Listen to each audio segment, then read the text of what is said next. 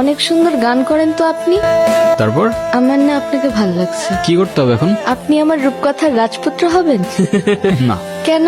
আপাতত ফ্রেন্ডশিপ করতে পারেন। ফ্রেন্ডশিপ করে কি হবে? আপনি আমার রাজপুত্র হবেন আর আমি আপনার রাজকন্যা। ভাইয়া আপনারা কিছু মনে করেন না তো, আমার বান্ধবীর স্কুল একটু ঢিলা আছে। এই চল তো তুই। হায় রাজপুত্র, আপনার নামটা যেন কি? আমি মেবি আপনাকে আমার নাম কখনো বলি নাই। কোথাও যাচ্ছেন নাকি? ওই গিটারের স্ট্রিং কিনতে। আরেকদিন কিনেন। চলেন না একটা লং ওয়াকে যাই। কেন? চলেন না। আচ্ছা, আরেকদিন যাবো না। ভয় পাচ্ছেন? ভয় পাবো? আর আপনাকে মানে যা তা না। তাইলে চলেন। কি এমন হবে? কে ফেলবো নাকি আপনাকে?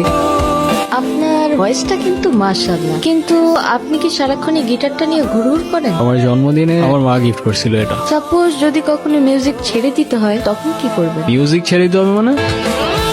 মানে বুঝলাম না তো আমি। সমস্যা কি আপনার? ফাইজলামি করতেছেন আমার সাথে? আরে সরি, আমি তো মজা করছিলাম। মিউজিক এটা কোনো জোক না যে মজা করবেন। আচ্ছা সরি তো। আচ্ছা কান ধরছি, সরি।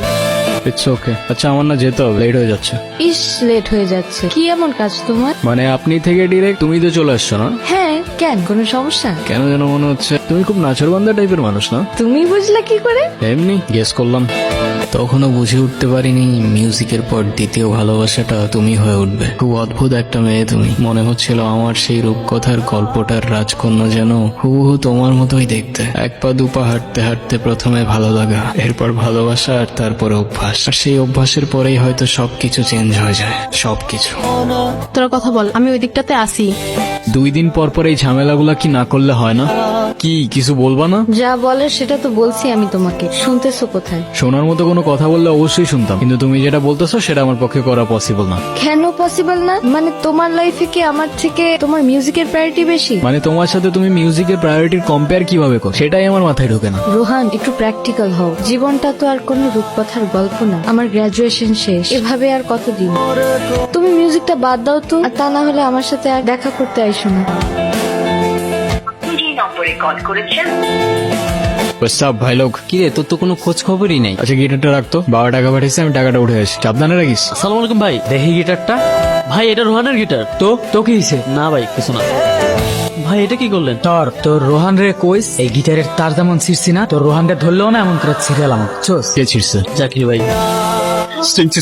Sorry Rohan, sorry. ঠান্ডা হয়, এতটা গরম হইস না। এটা তুই ঠিক করছ। এটা কোনো র্যান্ডম গিটার না, এটা আমার ইমোশন। তোর ইমোশন আছে, আমার ইমোশন নাই। আমার গার্লফ্রেন্ড তোর পোস্টে ক্রাশ লেগে কমেন্ট করবো কেন? আমার ভালো লাগে নাই, তাই আমি তো তার ছেড়ে দিই। আরে তো তোর গার্লফ্রেন্ড তুই সামলা না ব্রো। হ্যালো, কোথায় তুমি? তুমি কোথায়? তোমারে কতগুলা কল দিছি আমি। রনির কাছে শুনলাম কি ঝামেলা হয়েছে। না সমস্যা নেই, তেমন কিছু হয়নি। সমস্যার কথা বলি নাই আমি। তুমি এক্ষুনি দেখা করো আমার সঙ্গে।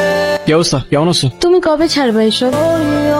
মানে আসতে না আসতেই তুমি আবার শুরু হয়ে গেলা। মানে আমি না বুঝি না, আছে কি তোমার এই মিউজিকের মধ্যে যে এটা ছেড়ে থাকা যাবে না? সেটা হয়তো তুমি আমার জায়গায় থাকলেই বুঝতাম। না, তোমার জায়গায় থাকার তো আমার কোনো ইচ্ছাও না। দেখো, এখনো কিচ্ছু নষ্ট হয় না। আমি শুধু চাই তুমি 8-10টা মানুষের মতো একটা নর্মাল লাইফ লিড করো, একটা জব করো, আর মিউজিকটা ছেড়ে দাও। That's it. আরে মিউজিক আমার ব্লাডের মধ্যে, এটা ছাড়লে বাঁচবো কেমনে আমি?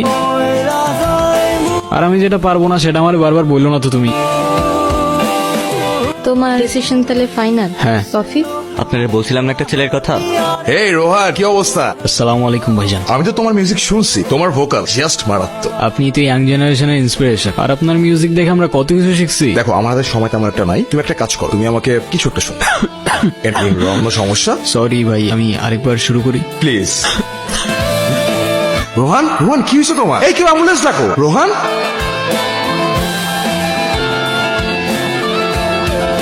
তাহলে ভালোই হয়েছে। এই মিউজিক টিউজিক আর করতে হবে না। চলো না আমরা আবার নতুন করে সব শুরু করি। কিন্তু তোমার ভোকালের যে কন্ডিশন, আমি চাইলেও তোমাকে হেল্প করতে পারছি। না মানতে পারছিলাম ভাগ্যটা, আর না জীবনটা সহজ হচ্ছিল। বলতে বলতে আমি আমার কাহিনীর ঠিক শেষ পর্যায়ে চলে এসেছিলাম, আর তখন মনে মনে কবির লেখা সেই 4টা লাইন খুব মনে পড়ছে। খেলা ঘর পাতা আছে এই এখানে, স্বপ্নের ঝিকিমিকি আঁকা যেখানে, এখানে রাতের ছায়া ঘুমের নগর, চোখের পাতায় ঘুম ঝরে ঝড় ঝড়।